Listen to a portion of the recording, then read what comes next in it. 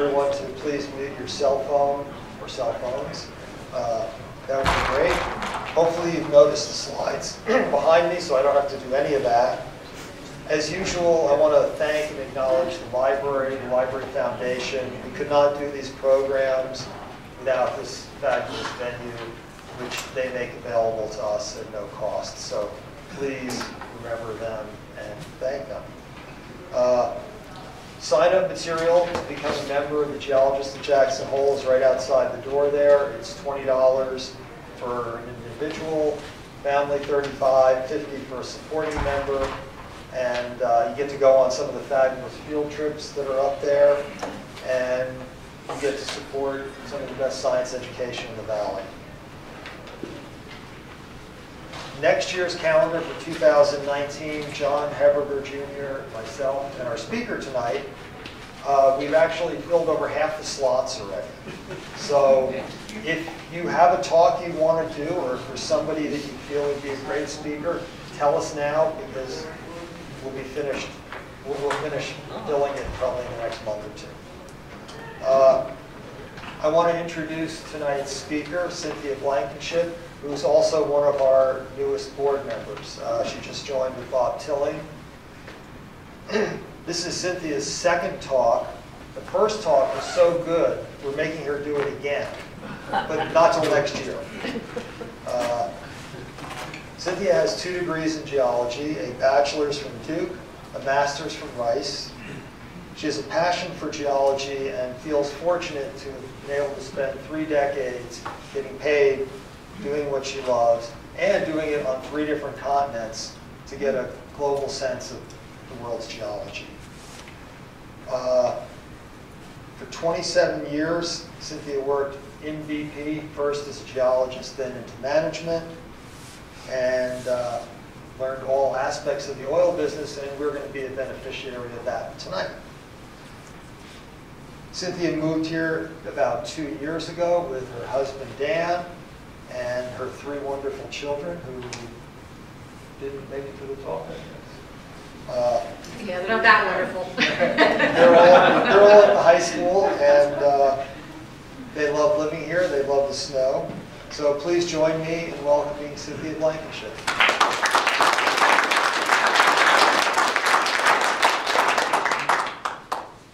Thank you, Mike. It's great to be here. Thanks for coming out tonight. So this talk is about the Gulf of Mexico, the geology, and a little bit about the petroleum industry of the Gulf of Mexico.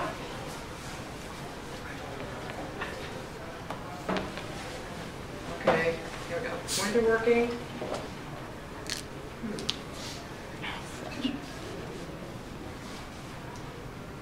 All right, Elizabeth, I might need some help here. There we go. Okay. So the big topics of the talk today are going to be the geology of the Gulf of Mexico Basin, how it formed, what filled it up, and then how it was subsequently structured, and that's the really fascinating part. A little bit about an interlude on the oil and gas production, a little bit about that, and then finally some of the technological advances that have happened in the Gulf, well, globally in the oil and gas industry, but in particular looking at the Gulf of Mexico. This is a 40,000-foot view of this whole talk. So, I mean, almost every slide could be a talk in itself. So it's kind of a sampler. All right, so let's just dive right in there. Let's start with plate tectonics. So this is the outline in red. Oh, sorry, I took this from another talk. So this is like an advertisement for next year's talk, which is going to be on the Deepwater Horizon. But anyway. So in red here are the structural limits of the Gulf of Mexico Basin. It is basically the Jurassic shelf edge, and we'll talk about that again in a minute. But it is the 3rd largest petroleum province in the world after Siberia and the Middle East. And including the Mexico portion of the Gulf of Mexico, it has 250 billion barrels of produced and discovered resources. So an enormously important basin.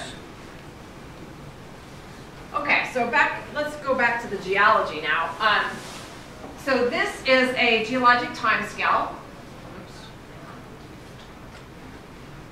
showing the Earth from the formation more than 4 billion years ago up to the present day. And then this part of the diagram is just a blow-up of the Phanerozoic, or the Paleozoic, Mesozoic, and Cenozoic. And this red arrow represents the time during which the Gulf of Mexico Basin opened and filled.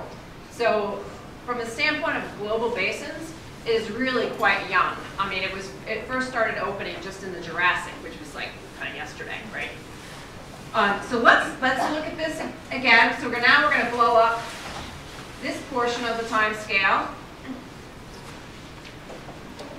So the Gulf of Mexico Basin started opening after the supercontinent of Pangaea broke up. And so it started opening here in the Jurassic. And then the first really important sedimentation of the basin was this deposition of what's called the Louanne Salt, which is very, very thick salt layer. And that's going to become important later on. We're going to talk a lot more about salt. And this is a gross oversimplification. But then the rest of the Jurassic and the Cretaceous were dominated by carbonates. And that was also when we got the deposition of the major petroleum source rocks in the basin. And then there were deltas in that time, and we'll talk a little bit about those. But a lot of this was deep water carbonates, marls, and chalks and things. And then basically the tertiary was dominated by clastics, which are sands and shales. And then, you know, most recently we have this huge delta system called the Mississippi, right? And we'll talk about that too. All right, so let's first look at how the plate tectonics of the Gulf of Mexico. So again, the Gulf started to open in the earliest Jurassic, and I found this fabulous animation from Lydian Boschman, and I've just taken screenshots of it, so you kind of get the sense for how things opened up. And this red circle, if you keep your eye on that, that stays fixed. And so you'll see how the plates move in that red circle. And that is going to be the Gulf of Mexico. Okay? So here we are now in the early Jurassic. It's starting to open up. In the middle Jurassic, even more. And this here, this is the Yucatan Peninsula, and it's going to start sliding into place here. So late Jurassic, again, more late Jurassic, early Cretaceous. Then, so in about 120 million years ago, the Gulf of Mexico Basin is pretty much fully formed. Now this whole time it's getting filled, right, with sediment, but now the structure is complete. But I just kept this going to make sure that the Caribbean got into place. So there we go. And kind of, we're going there next month, so I just want to make sure it was still there. All right, so that was plate tectonics. So now we're going to move into the sediment fill. All right, so this is what's called a Chrono-Stratigraphic diagram. It's basically, it's like a cross-section, but the vertical scale is geologic time instead of depth. So it's basically what is being deposited in time. But there's also a sort of geographical element to it. So this is the north side, so this is up on the craton up on in the United States. And this is out to sea. So this is the southern part, into the southern part of the Gulf of Mexico. So it goes from the Jurassic, as we were talking about, where the basin's just beginning to open. And this is that Louanne Salt that I said was so important. And you'll see sometimes, in some of these diagrams it's pink and sometimes it's red, but mostly I've tried to keep to the red. But I've stolen what I can off the internet, so I'm kind of at the mercy of other people. Right, and so in this diagram, sandstones are shown in yellow. Mudstones are this big white out here, which is out in the deeper basin. Marls and chalks are this pale blue, and then the darker blue are limestones, kind of closer to shore. And then the salt or evaporite is shown in pink. These green triangles signify source rocks, so that's rocks that expel hydrocarbons, and we'll talk more about that. And then the red circles are important reservoir systems. All right? So the other thing that's really interesting is that This is what's called a relative sea level curve. And this blue, dark blue line is what's called a first order relative sea level change. So there's first, second, third, fourth order, and basically they just get more squiggly. So this is one of the bigger cycles of sea level change.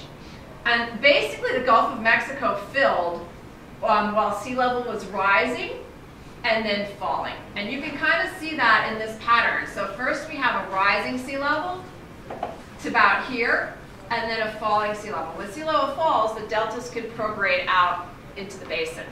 And we'll look at this in map view so you'll get a better sense of this. And here is when sea level was at its highest.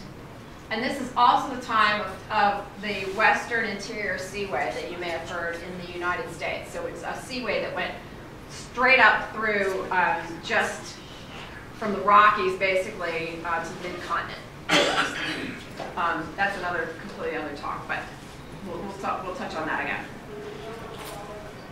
Okay, so again, now we're going to look at this same diagram, but we're going to look at it in sort of in map view at various little time slices. So remember I said this whole Cretaceous was really quite dominated by limestones? Well, that's true, but there were some little deltas. So we had, for example, the Travis Peak Delta and the Hosston Delta. But these are minor compared to the size of the Mississippi, which we're going to get to. I'm going to kind of step through these, kind of like I did with the plate tectonic diagrams. But to keep your eye, if you keep your eye on this, which is the present-day coastline, you can get a sense for how these depositional systems are moving. So this is our first time period, which is here in the early Cretaceous, the Travis Peak and Hosston deltas, and some other little ones. Now we move up into a time that was really dominated by limestone and the deposition of the really important Stuart City Reef. Again, sea level is marching up to on the continent, so it's rising, right? And then we have, this is the time of this, like I mentioned, this Western Interior Seaway. So this is all sea here, going way up into the Craton. And you can see the deltas now are pushed way back from where they're going to be later on over here. So we have now the Woodbine Delta and the Tuscaloosa Delta. Again, these are really important reservoirs onshore, for fields onshore. But they're all kind of onshore now. They're not in the ocean anymore. Okay, now this is the period of around where sea level was at its maximum. So now you can see that the really minor delta systems, and you can see that the deltas are now, all the sediment is way back up onshore, what's present day onshore United States. All right, now we've reached the maximum sea level, now it's going to start falling. And when it starts falling, that gives the deltas a chance to move back out toward the Gulf of Mexico. So now you can see how much closer they are to the current day shoreline, right? So we were back here, and now we're already way prograded. And then the next step, again, another big jump, and this is with the proto and current day Mississippi rivers. So now we can see these huge, the huge Mississippi fan out in the deep water Gulf of Mexico as it comes out from onshore. And I think you've probably all seen this massive drainage area from the Mississippi River that's comparable to some of the largest drainage basins in the world.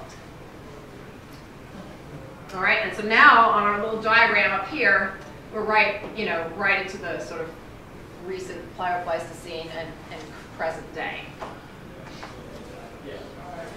Okay, now let's talk about the structure. So kind of did the plate tectonics and the sediment, and so before I talk about the structure, I have to tell you about the #1 most powerful tool that we use to see into the subsurface, and that's called seismic reflection data. And the way it works in cartoon, and we'll talk about this more later when we talk about technology, but the way it works is you have a boat out here, and it's towing a air gun here that creates a bubble underneath the water that creates a sound source. And they basically pop every 5 or 6 seconds. And so every 5 or 6 seconds, sound waves are traveling down into the earth. So they're bouncing off the seabed.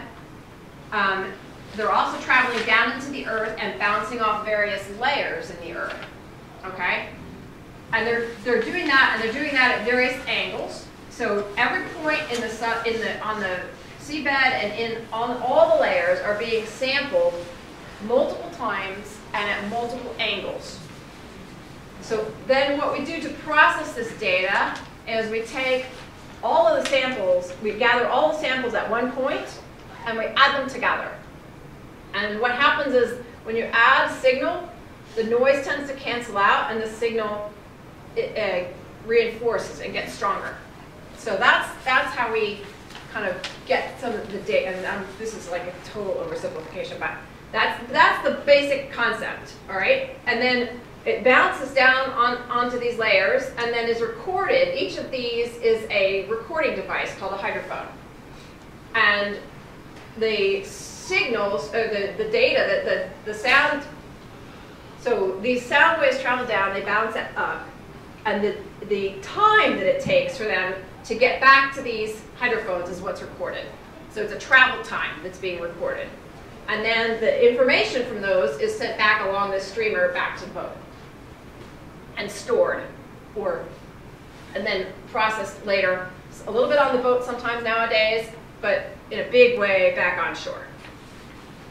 Okay, so that's how we get the data, and now I'll show you some examples of that data. Getting a bit warm here.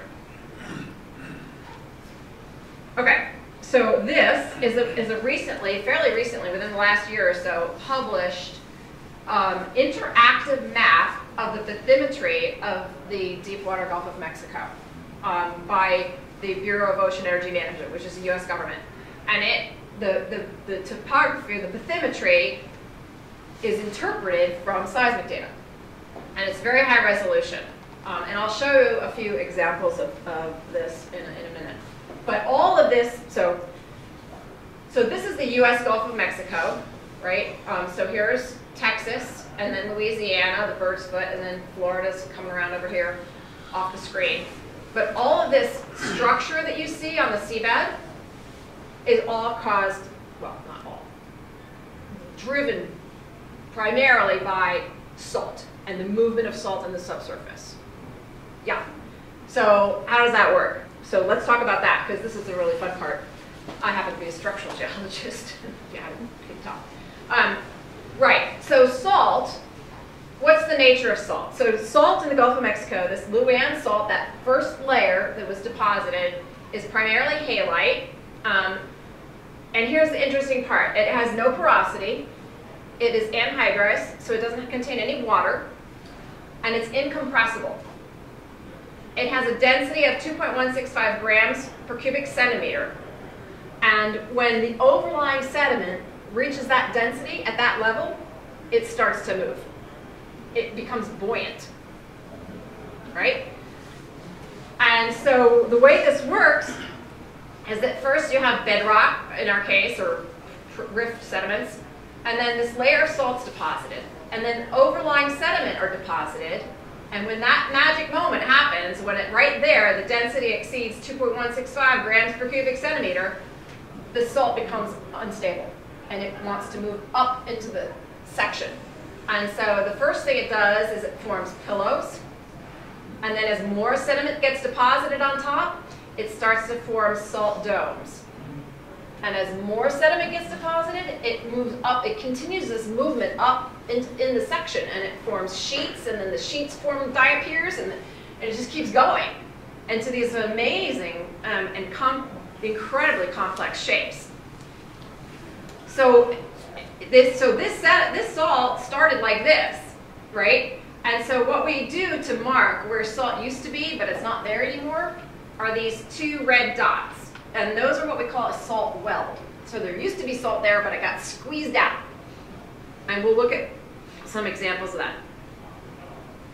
Okay, so this is a seismic line, a real seismic line. And I put this in, I believe it's in the Gulf of Mexico. I'm pretty sure it's in the Gulf of Mexico, and I think it's from this area over here. And the reason I put this in is to show, so this shape here, and this shape here, and this shape here are salt diapirs, like we were just looking at in that cartoon.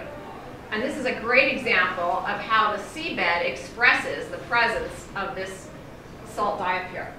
And these, to a lesser extent, these are a little more complicated. But this, basically, this salt diapir and this bump here are what you're seeing here in all that rugosity in the seabed. Okay, so let's look at another seismic example, and we're going to spend quite a bit of time on this line.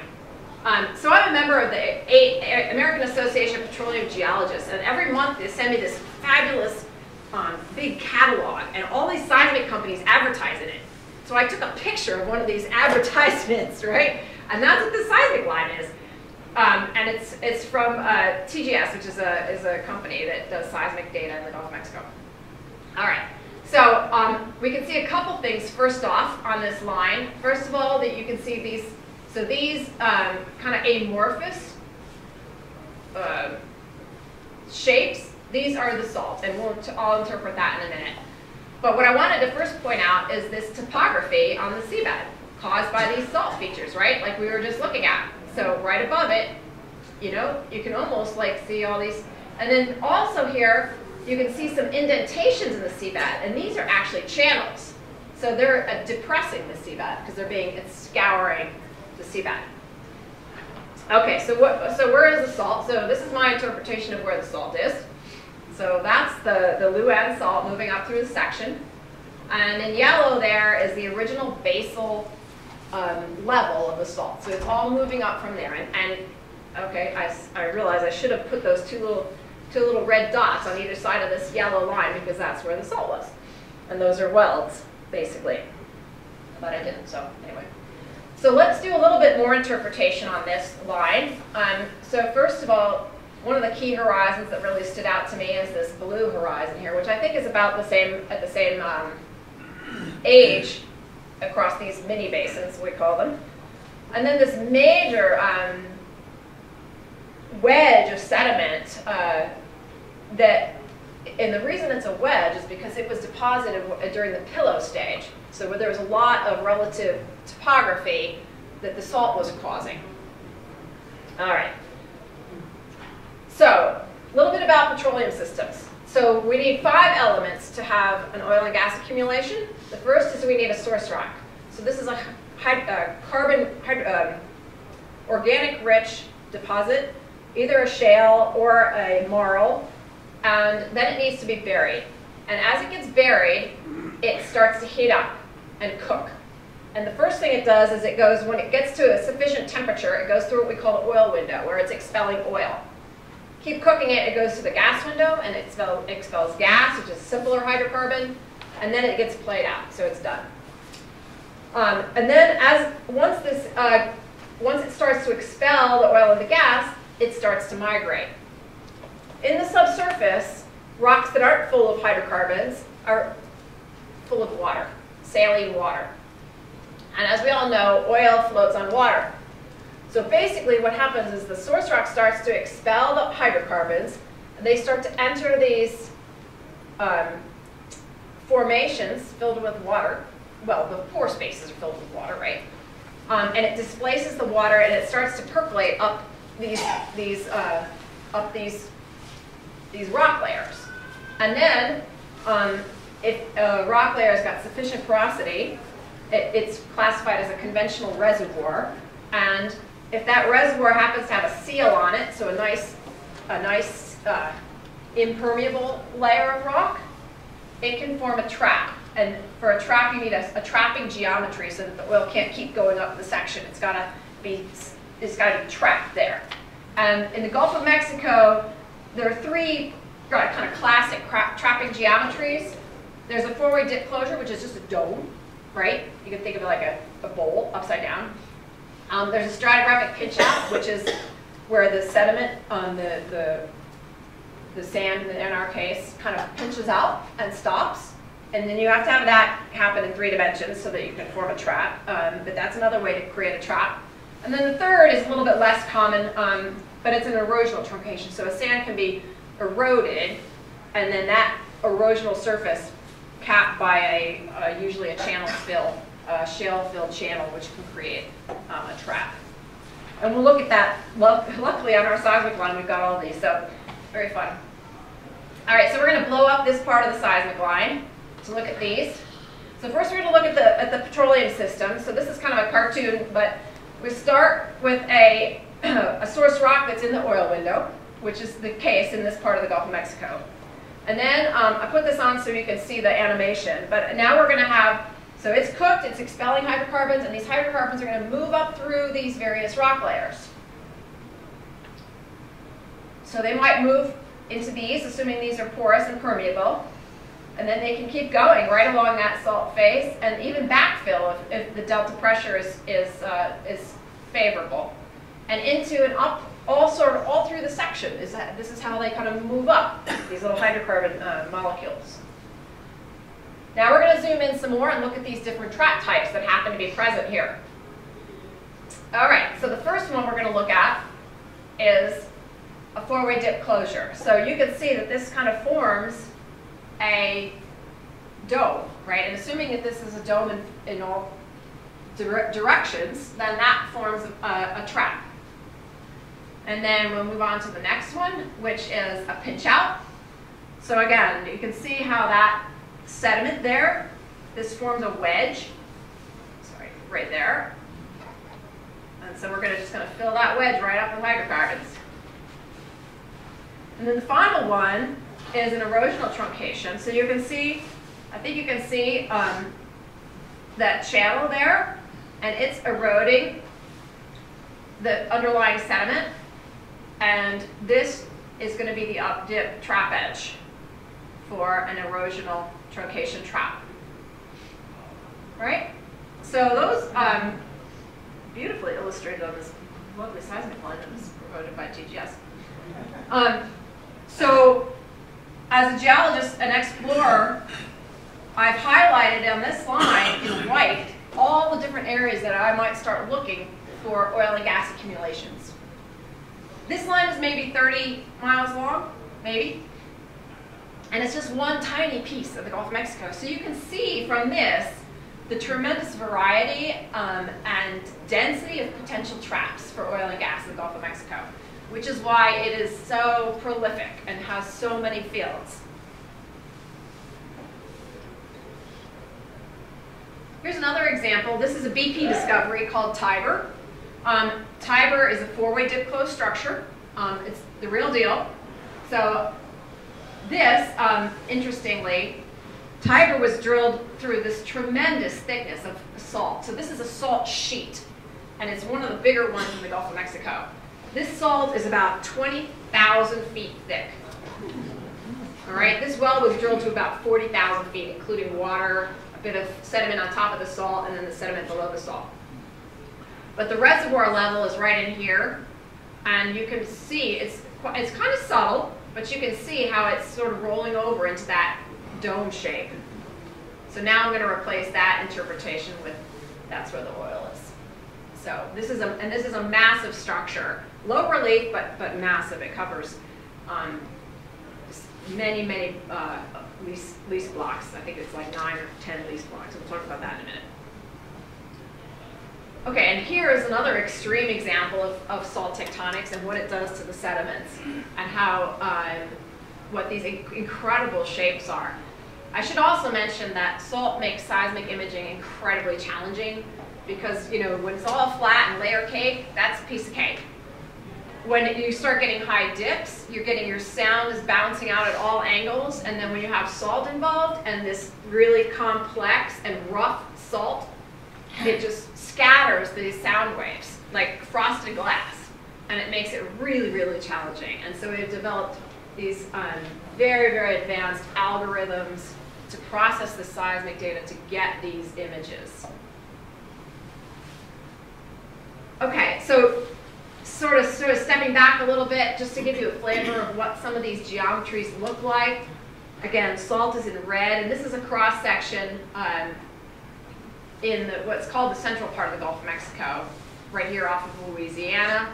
And you can see this is the original salt layer down here, and salt is forming these pillows and then moving up through the section and forming these sheets, which is like what we just saw with Tiber. And then domes, sometimes attached to the mother salt, sometimes not. Then we have these sort of secondary bumps and even domes on top of these salt sheets. So just incredibly complex. And we also have, especially in this part of the Gulf of Mexico, in the Pleistocene, when the Mississippi River, proto-Mississippi River Delta was really dumping sediment into the Gulf of Mexico, some of the fastest sedimentation rates on the planet, frankly. And that's why we have these massive, thick deposits here that really mobilize that salt. And in particular, let me go back from it. In particular, we'll look at this again. This outer edge of the salt is what's called the Sigsbee escarpment. And it's basically the edge of the last big salt sheet out here. Just to contrast that a little bit, the geology of the Western Gulf is a little bit different, also dominated by salt, but the salt came up in massive sheets, which is signified here, and then it was evacuated. And so you almost have two layers of salt. You've got the mother layer of salt, the original salt, and then it moved up into the section to form these massive sheets, and then more sediment was dumped on that and pushed it even further out, and often actually it got dissolved at the Sigsbee. But yeah, so this is how it forms. So this is the first section, and then moving up in the section, and then dissolving. And we're going to look at this in map view, but this is the Perdido area, and we'll take a quick look at that. Okay, so just want to show you some examples of this high-resolution map data that's available from the government. This is a structure that I studied quite a bit for BP. We called it Mickey, just in case you didn't get that. So Mickey this is Mickey's head, that's a salt dome, and both of Mickey's ears are salt domes. Mickey's body used to be a salt dome, but it kind of like the previous cross-section I showed, all that salt is evacuated. This is all actually sediment now on top of a salt well, but you can still see the outline because it's all faulted right in there. All right. Here's another example. So this is right here, kind of in the middle of the Gulf of Mexico. This is a salt dome called Green Knoll, and this is the Sigsbee. And the relief on here is about 4,000 feet, so very, very comparable to our Rendezvous Mountain. So if you're sitting in Teton Village looking up at the top of the tram, that's like kind of standing down here and looking up here. So very, very, a lot of relief. And the other interesting thing about this is these striations here in the seabed, those are called megafurrows, and those are caused by currents moving along parallel to the Sigsbee escarpment. And they occur along the entire thing. Another example is up here in what's called Horseshoe Basin. So again, just tremendous relief, comparable to the Sigsbee, but way back inside an area with a lot of salt and a lot of sediment. And here you can really see some of the faulting that goes along with all this salt movement. All these wrinkles are basically faults and slumps because of the topography and the rapid movement and the rapid deposition. And this area is called Perdido, and it's kind of near and dear to my heart because I had a team that I worked with on this, where I was a team leader, and we discovered the giant great white oil field here, sitting in here, which is now on production. Shell operates it, but that was a pretty fun time for us. I always want to make a discovery. And it's in very deep water, actually. For a while, it held the record of the deepest water development. It's about 10,000 feet of water depth before you even get to the sediment. Okay. So we're going to switch gears now and talk about oil and gas production. So these are the areas that are managed by the federal government for oil and gas leases. And very little of this area is actually available to lease. We're going to be talking about the Gulf of Mexico here. So the government has three divisions. One is in charge of leasing, the BOEM. The BSEE is the safety and issues drilling permits. And then ONRR is the one that collect the money. So they collect the royalties and all the revenue from oil and gas and other extractive industries. And it is the number 2 source of government income after taxes. After the IRS, this is the next. So in the Gulf of Mexico is by far the primary offshore place to do oil and gas leasing, except for a little bit in Alaska and a little offshore California. But so the Gulf of Mexico, is divided into 3 areas. The western planning area, signified by these blue lines, the central planning area, and the eastern planning area. They go to the Mexican border and to the state line, which is the state controls about 2 miles out, 2 to 3, I can't remember, which is this blue line here. These are further subdivided into protraction areas, which are these black lines. And within each protraction area, there are blocks, and the blocks are what get leased. I'm going to quickly move on here. The way leasing works is that the shallowest water leases are leased for 5 years, the intermediate for 8, and the deepest water for 10 years. There are annual lease sales for every block that's not under contract. And there's a central lease sale, which is in the spring, and then there's a western lease sale in the fall. And most of the eastern area is not available for leasing offshore Florida. The minimum bid is $100 an acre, or a little over $500,000 for a 3 by 3 mile block. Even if you bid minimum bid, the government can overrule you by saying that actually the lease is worth more than that, and so we're not going to give it to you anyway, which happens occasionally, not very often. In addition to buying that at the lease sale, you then pay an annual rental fee of about $63,000 for the block. And then once you start producing oil, you pay 18.75% to the U.S. government in what's called royalties. The biggest oil companies cannot bid together at a lease sale. They have to bid with smaller companies or by themselves. After that, you can do deals, and deals happen all the time. Okay, so just to give you a flavor for these are some of the highest bids ever for a lease block, almost usually a 3 by 3 mile lease block. So anywhere ranging from about $125 million per block to over $200 million for a 3 by 3 mile block. These are historic highs, though, And then really quickly, this is what the production is from the Gulf of Mexico. By year, from 2007 to 2016. So usually in the realm of 40 million to 50 million barrels of oil per day. This is the revenue stream from that. And over this 10-year period, the total revenue in bonuses, rent, and royalties, all those combined, was over $75 billion. And then because this is another variable, I've put in here the oil price, and you can see that the oil price for sure affects the revenue that the government receives from the offshore oil industry. Because of that, it's primarily because of that royalty and how much people are willing to spend on bonuses, which is the leasing. Okay, that was a whirlwind tour, moving right along. So now we're moving into the technology piece, so we'll talk a little bit about drilling. So drilling, of course, has evolved as the Gulf of Mexico got explored. So we started out drilling on land, and then basically adapting land rigs to very shallow water, basically sticking a land rig on a barge and sinking the barge to the ocean floor, which was only 10 feet away, and then drilling. The next evolution were jackup rigs. So in the jackup rig, these legs that it's sitting on actually jack up, and when it's moving, those legs stick way up in the air. And when it gets to location, they jack them down, and then until they get to the seabed.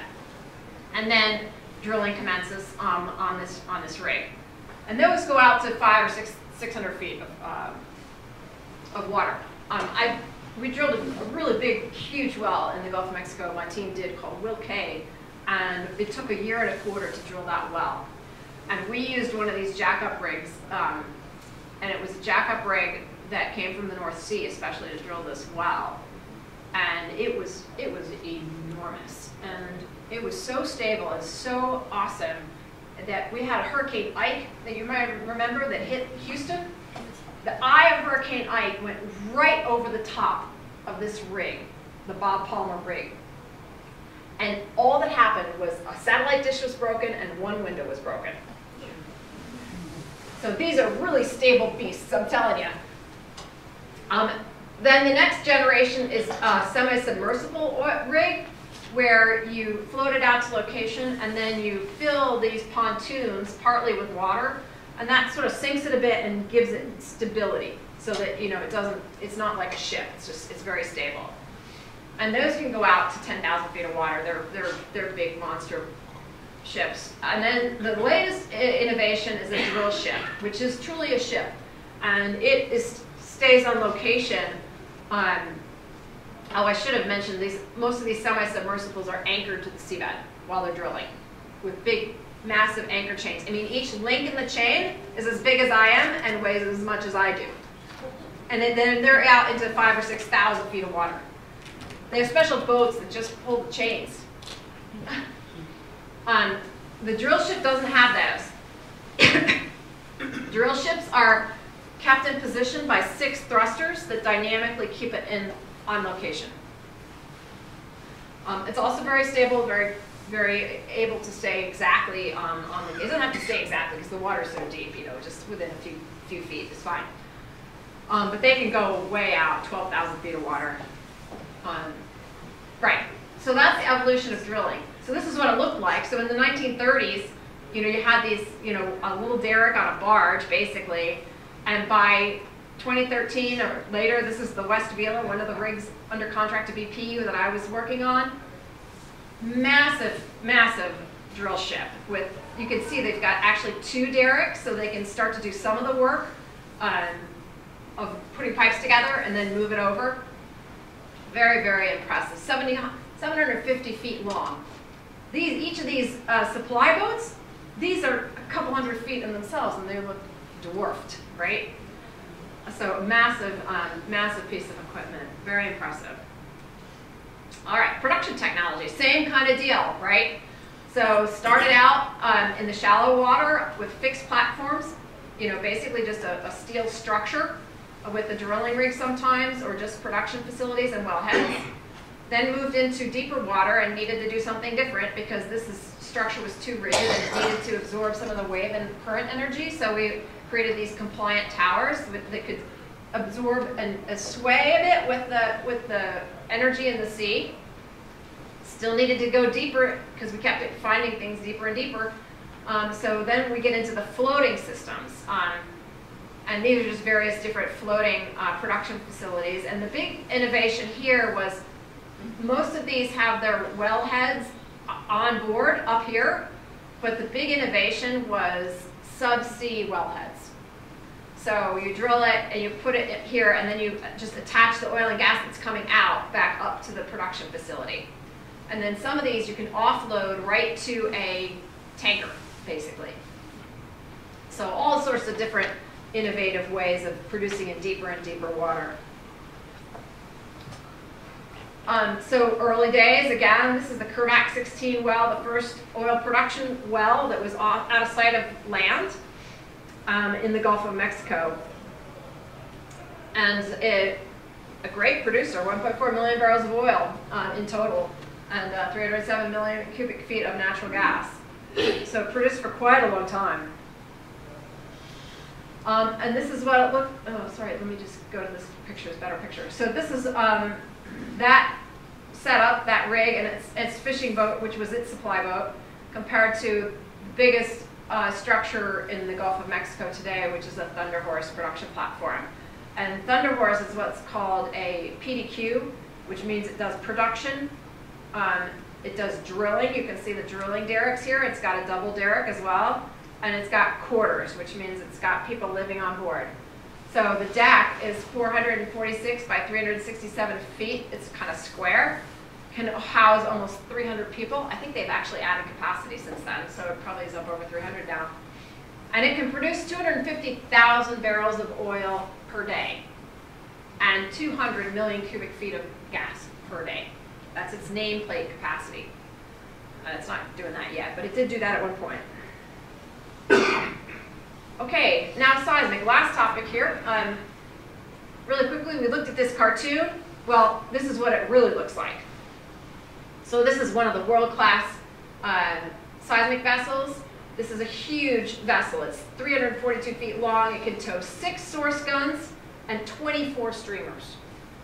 It's just enormous power to be able to pull that much. And these streamers are each like 10 kilometers long. So just incredible capacity to tow these things. And then high tech onshore, starting to already process the data as soon as it comes on board in these massive data processing centers. And this is on the boat, right? Then the data gets shipped back to town and gets processed to a much higher degree. And this is an example of, at the time that it was built a few years ago, this was BP's flagship data processing center. And I think it is probably still the largest single data processing center in industry in the world. There's a tremendous amount of data that these computers have to crunch through to give us the images like we saw to do the interpretation. So in the 1950s, we were looking at black and white pieces of paper. When I first started, we used colored pencils, and we would fold them and tie them and color on them and then draw our maps by hand. Now it's all digital. It's all three-dimensional interpretation of three-dimensional seismic data. You can do all these, make all these fancy interpretations and then rotate them and make things transparent and not. And then you can even step inside them.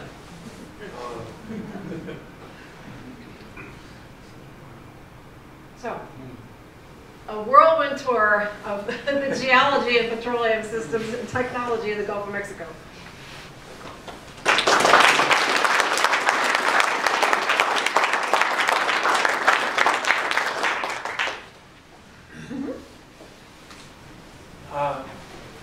The salt came in first or early. Yeah. And it was all from the big long event where the water evaporated and left the salt behind? Yeah, basically, yeah. So the basin was fairly restricted, and then it gets flooded, and then evaporates and concentrates and deposits the salt. Okay. And then floods again, and through several cycles, well, many cycles. Yeah. Okay. How do the reservoirs vary as you go further offshore? I mean, the porosity and permeability, does it decrease as you get into the super deep water? No, that's really interesting, because when I first started exploring the Gulf of Mexico, oh, thanks, okay. So the question was, as you go from onshore to the deeper water offshore, does the reservoir quality stay the same, get worse, get better? What happens to the porosity and permeability, which are the kind of the keys in terms of reservoir quality and producibility?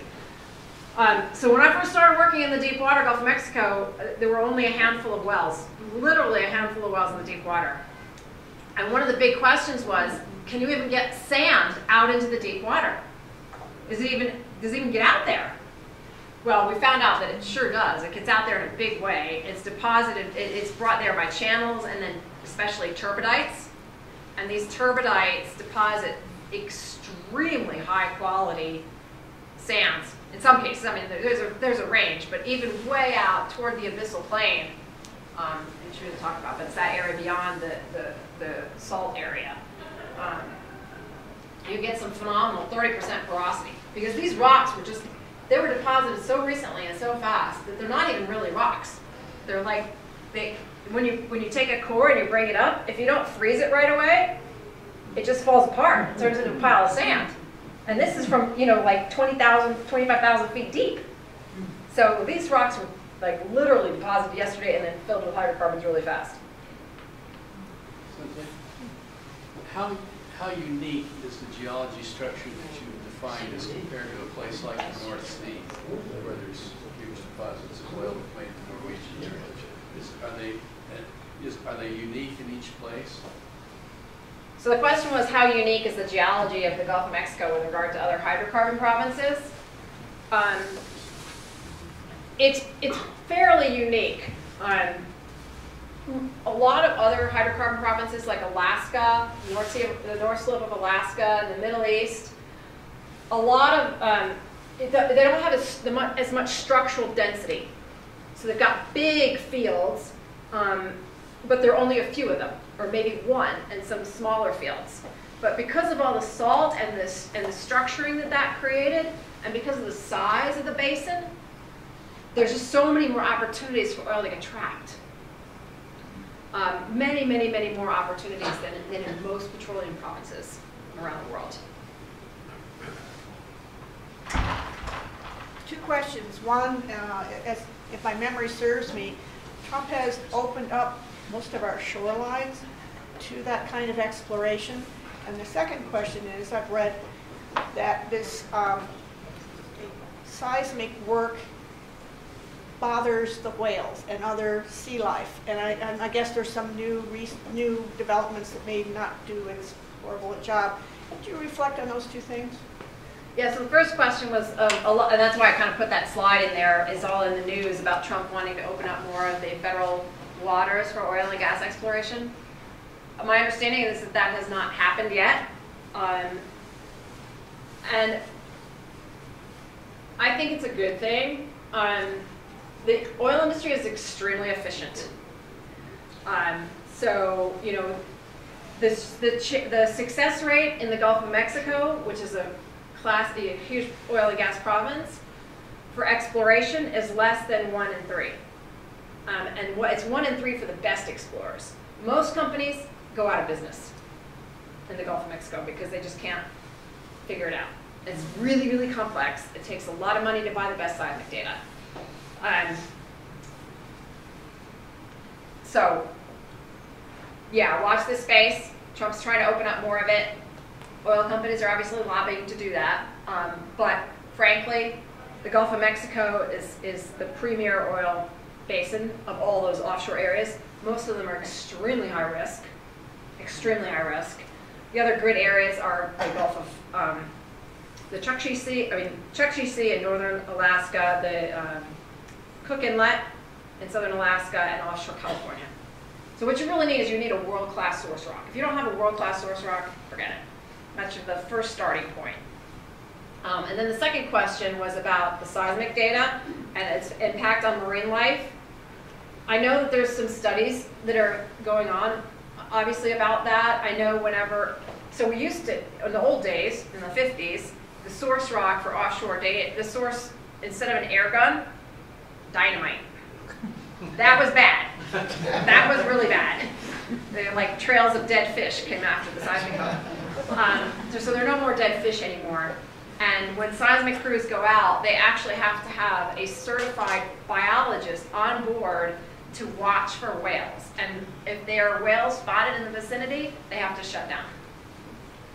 So there's a huge amount of sensitivity to the impact on wildlife, but that's just the whales. I'm sure there's impact on other species as well. And I just think we haven't probably studied it enough. Dare I ask about the BP oil spill? What kind of platform were they working from, and what is your explanation of what went wrong? That's a whole talk that I will give next year. Was the result of the platform, or was it the result of the topography? Okay, nutshell. So obviously I worked in the deepwater Gulf of Mexico. 6 days before the Deepwater accident occurred, I was put in charge of all of the production drilling, the geoscience aspects of the production drilling. So all the rigs. As soon as the accident happened, a few days later, I was called up into duty. All the rigs in the Gulf of Mexico were shut down. And so I was planning section chief for the response. So in addition to that, I knew the prospect intimately. I'd been on the lease sale team that bought the leases. I'd been on the rig a few months before the explosion happened, so I knew all about what was going on there. And it was not a platform, so it was not producing. It was an exploration well. So it was just a well and a drill ship. So it was one of those ones that was keeping dynamic position. So the well had been drilled to the total depth. It had been drilled, the casing had been run, had been cemented, and we thought that it was safe. And it was tested, it was positive tested, negative tested. The negative pressure test was accepted. It was done twice and accepted the second time. That was a mistake. The cement that was supposed to isolate the hydrocarbons from the wellbore did not set up properly. The chemistry was wrong. Halliburton did not do the proper job on that. So oil got into the wellbore. There were two one-way flapper valves that were supposed to prevent the oil from going up the wellbore. Both of those failed. Hydrocarbons went up there. Once hydrocarbons got into the drill pipe, they went up through the BOP, which is the last line of defense on the seabed. And the drilling rig crew did not recognize that hydrocarbons were in the riser until it was too late. And then that was gas came out of suspension as the pressure was reduced, so gas came rocketing up the drill stem onto the rig. The rig crew then could have diverted, they have two 18-inch pipes that are specifically for a blowout. They could have diverted the oil and gas out those pipes into the ocean and gotten themselves a few more seconds to evacuate, but they didn't. They diverted it into the rig to the mud gas separator, which you do for minor bits of gas. This was not minor bits of gas. And pretty soon, the oil and gas system couldn't keep up. So the sprinklers went on, but it was way too late. And so then probably one of the engines sparked an explosion. And eventually, a couple days later, the rig sank. 11 people lost their lives. So it was a very, very tragic accident. But remarkably, more than 100 people actually safely evacuated from that rig. So that is what happened in a nutshell. I have a question about the source rock. Yeah. Talk a little bit more about the source rock in general, but also specifically what was the source rock before it became the source rock? So the main source rock was deposited soon after in the Cretaceous, soon after the salt, and it is a deep water marl, organic rich marl. So it's microorganisms that basically filtered down through the water column and deposited there. And it was during a time when not a huge amount of clastics were coming in, so it was quite a quiescent time, but very organic rich. But there are other more minor source rocks. Some of them are more terrestrial source rocks. But none of this was terrestrial.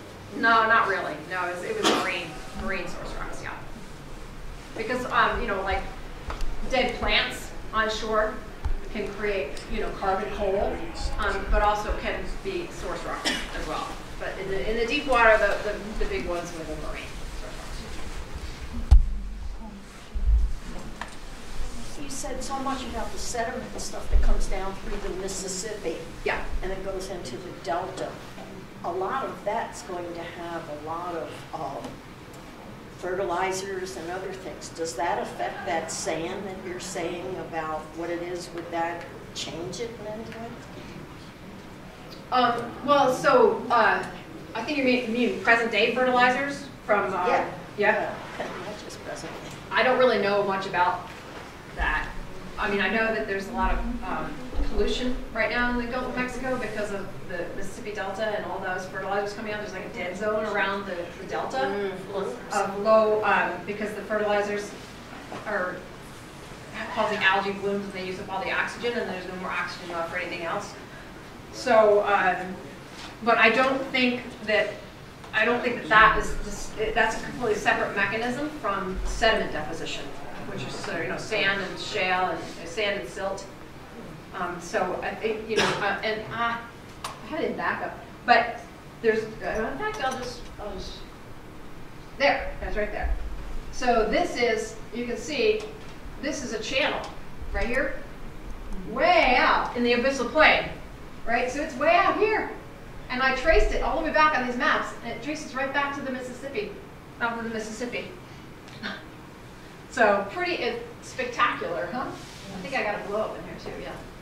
So that's phenomenal. What's the age of that? Yeah, yesterday? No, I mean, when that channel was made. When do you think that channel was made? Yeah, yeah, Oh, oh. yeah, no, really. The leases look to go out beyond the 2-mile limit. How do we control that? This is the international standard of 2 miles, so to speak. And the other part of the Gulf, has that been mapped? Yes.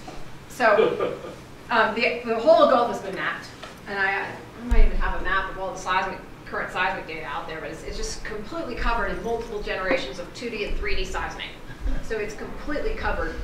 And Mexico now is I don't know if you've heard about all the political changes in Mexico. They've changed the constitution so that other foreign governments and foreign companies can invest in the oil industry in Mexico. So that's created another boom of seismic.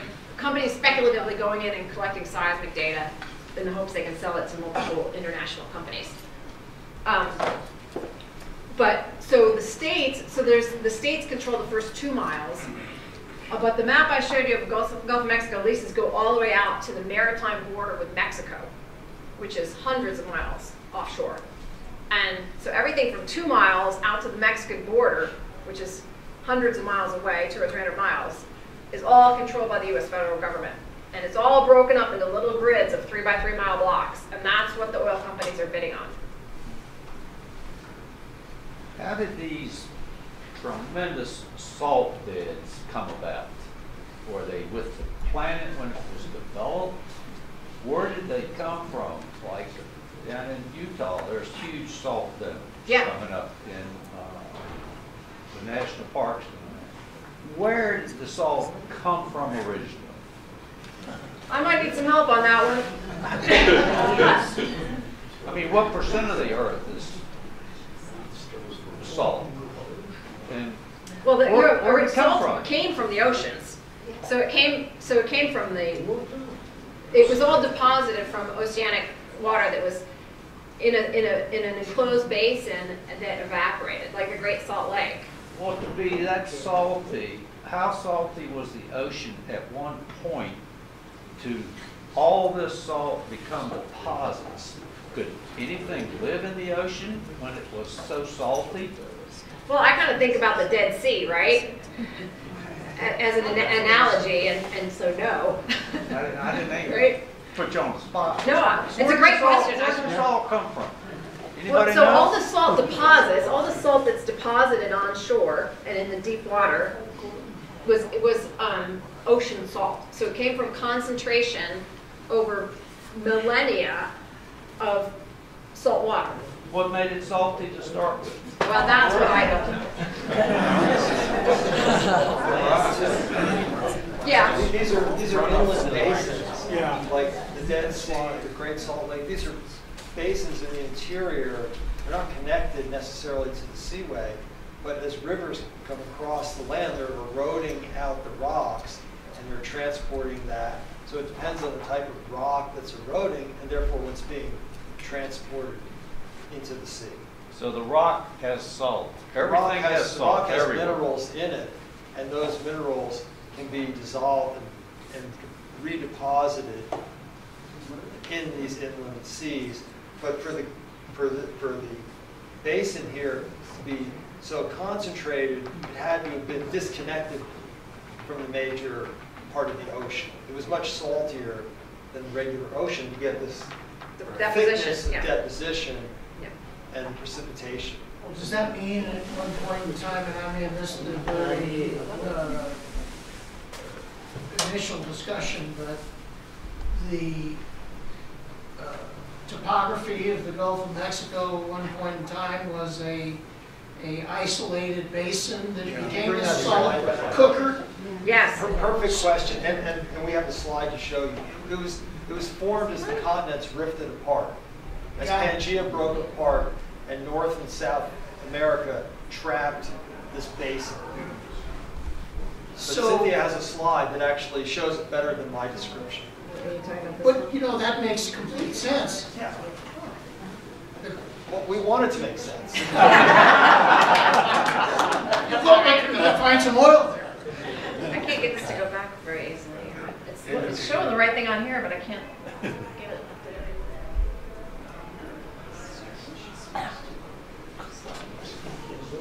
if everybody else has seen it. Remember those, don't you, Pierre? Remember those, don't you,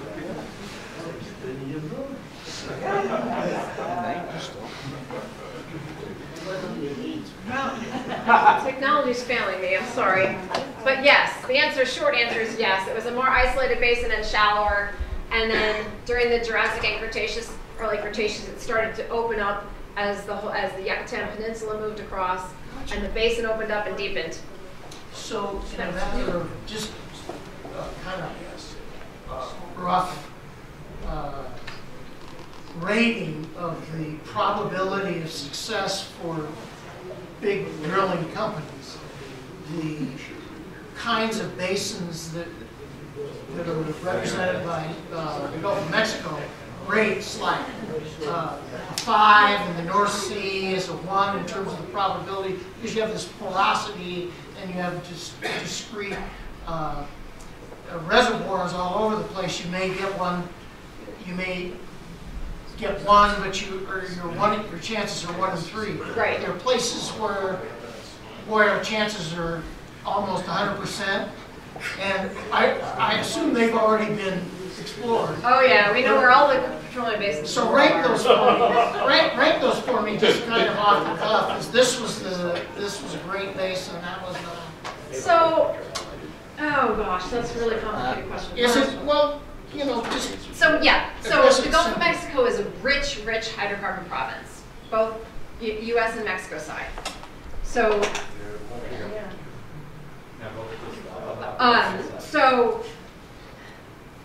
but it's also extremely complex, and I think I've given you a flavor of that. Correct. So your chances of finding hydrocarbons are pretty good in the Gulf of Mexico, probably better than most places. Your chances of finding an economic accumulation are tough, really tough. So Cynthia, here's your basin. Oh yeah, here we go. This is fun. We'll do this again.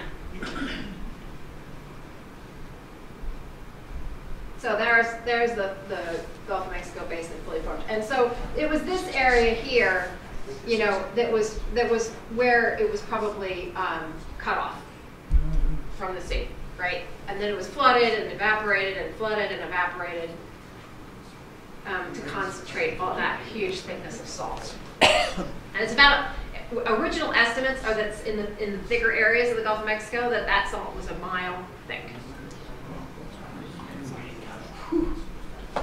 I know, it's crazy, but you can see all those massive structures. You can see what it's doing to the seabed, right?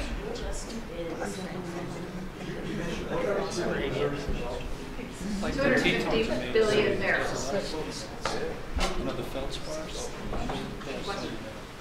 Yeah. To use satellite technology during the seismic phase.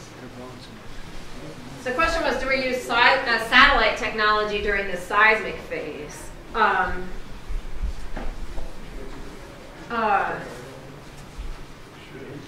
So I believe we do, and the answer is that, so we have to keep extremely, we have to know exactly where all the sources are and all the receivers are at every moment, so that we can put all those hits in the subsurface together in the right place, which is just a mind-boggling amount of data. So at the end of each of those streamers that I showed you the cartoon, there's a buoy, and that buoy is a location buoy that is constantly talking to the satellites. But that's what I knew from years ago. It's probably every GFO probably has a buoy now or something. It's just incredible. So is the salt deposition and dome and consistent with all of the petroleum deposits all around the world, or are there other phenomena that take place? Yeah, definitely other phenomena. In Arabia. Yeah. There are lots of different reservoirs. So in the Gulf of Mexico, vast majority of the reservoirs are sands, right? But there are carbonate reservoirs. The whole Middle East is carbonate reservoirs, so completely different morphology. This is structures created by salt movement, but they're also, like in the Rocky Mountains, structures created by plate tectonics, like mountain building. which is really completely different from the salt movement. So yeah, and then there are basic stratigraphic traps, which are more subtle structures, but still everything's going uphill. I'm still worried about those whales. So if you were to, an analogy, if you were using a laser to hit that door, if you shut all the lights off, you would see the laser, Yeah. but it would be very focused right there. Right. So does the sound do the same thing? You're aiming at that seismic down and then up. How much of it then dissipates through the ocean and creates sound out there? So sound moves in spheres, so it's a spherical wave as it goes down to hit the ocean floor. So it's not more, it's not like a laser. It's more It's like not targeted in that way. No. How significantly did the weight of the water column factor into the deformation of the salt? I would say not at all, really, because it's really about the salt starts to move. Remember, when the density of the overlying sediment reaches the same density or exceeds the density of the salt. So the water column doesn't add to the density of the overlying structure? It does, but maybe not so much in the way that you're thinking. So what happens is the sediment closest to the seabed is very what we call unconsolidated. So it's not rock at all, it's just dirt, right, with water in it. And so the density as you go down from the seabed down into the earth, the pressure is a combination of the hydrostatic pressure, so that includes the sea column, but then also the water in the rocks, plus the density of the rock grains themselves. Did the maximum transgression correspond with the Paleo-Eocene thermal maximum? Is that the highest sea level?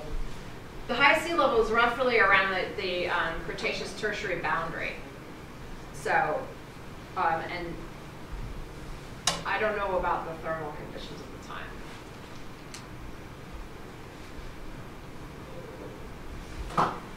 How many miles does Mexico have from the international water in the Gulf? You said it was several hundred miles the U.S. had. Yeah. How much does Mexico have? Do they have Kind of goes about right. equal? Yeah, it's about equal. About equal Yeah. amount Yeah. of space that It's about equal. exploring. And that boundary was made way long time ago. So once we started exploring closer and closer to the boundary, it got a little bit testy there. There was some debate about exactly where the border was, especially in that Perdido area, because remember that area that I showed you where I said my team had discovered that oil field? Well, that was really close to the border, just like 10 miles, and that trend kept going into Mexico. And we could map structures that started in the U.S. and went into Mexico. So we stay away from those. But yeah, good question. Are you always drilling straight down, or are there some little, Yep. angles taken so that you might end up in someone else's? Yes, that does happen. So the question was, are you always drilling vertical wells? And the answer is absolutely not. It's phenomenal how much you can control these days. And that's a whole other talk on the technology of drilling. But we can drill horizontal wells for many, many, many kilometers. 10 kilometers horizontally. And we can geosteer very precisely, really, where that well bore goes. If those drilling rigs I showed you, where the big drilling towers on conventional and on the latest generation drilling rigs, they can put together what are called 90-foot stands. So the traditional stand of drill pipe is 30 feet, and then you drill down, and you screw another one on, drill down, and every 30 feet you do that. Well, they put 3 of those 30-foot sections together to make 90 feet, to make it faster, basically, because the connection takes time. And when you see those 90-foot stands of drill pipe racked up there, and they're moving them, they're like spaghetti. So they're pipes this big around, steel, 8 inches And they're like, it's like, it's like, you wouldn't even believe it. It's ridiculous. And so when you drill horizontally, basically you're making a big old curve, but that steel just bends and keeps going, and you can create some pretty severe, 5-degree dog legs, we would call it, curves in the drill pipe.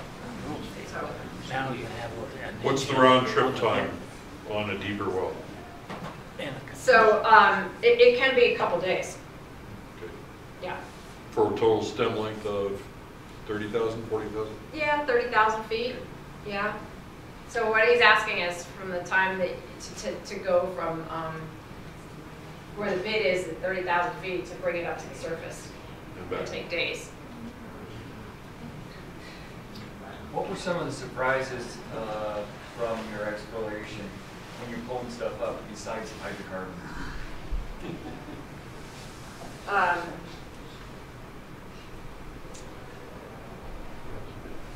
I've heard of, so when you drill a well, so two ways to drill a hole. One is with a bit that grinds everything up, right? And so basically what you get back are little pieces of rock. But those are interesting, and we study those intensely. Go catch them at the shale shaker, and we study those every 30 feet, 10 feet, sometimes even finer if we're looking for something.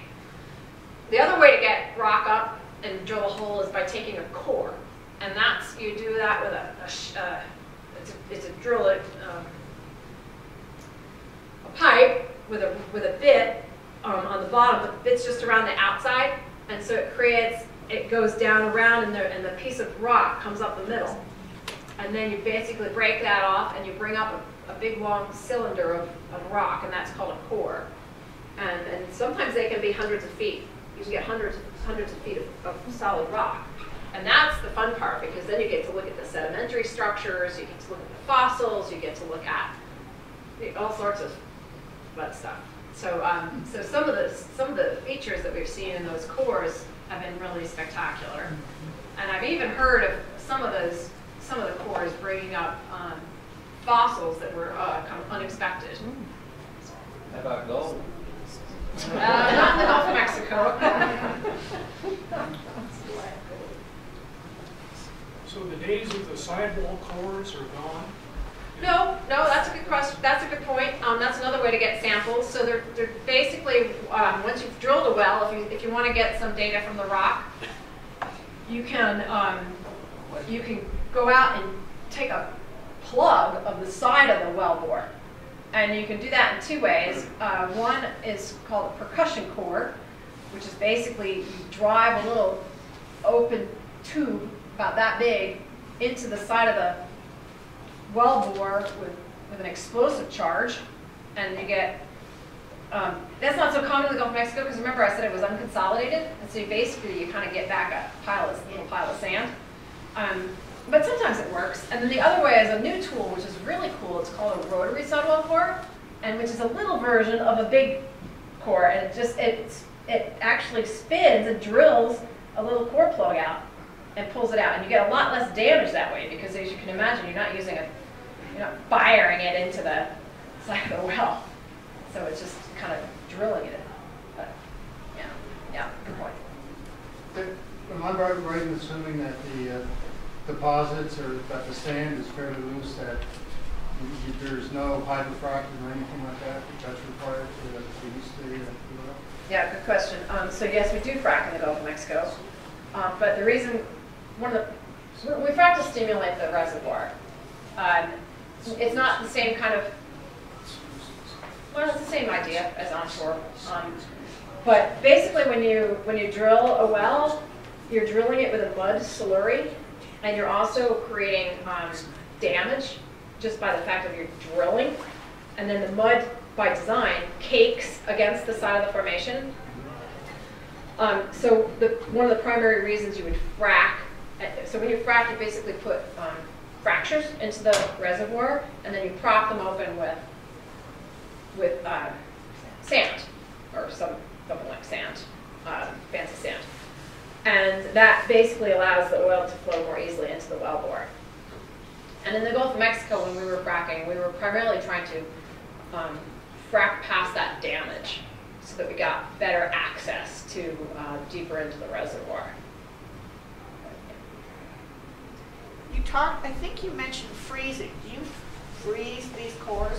Oh yeah, so because they're so unconsolidated, when you drill one of those big cores, as you bring it up, it comes up encased in metal, but then you freeze it right away on board so that you can preserve it. Otherwise, once you take that metal away, it'll just like that.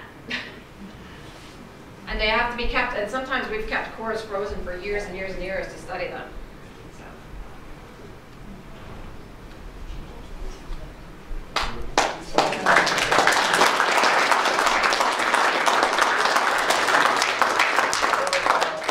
In 2 weeks' time, we have David Barricchio, who's a paleontologist, who will be talking about dinosaurs. It will be a fabulous talk. If we could do the usual share thing with these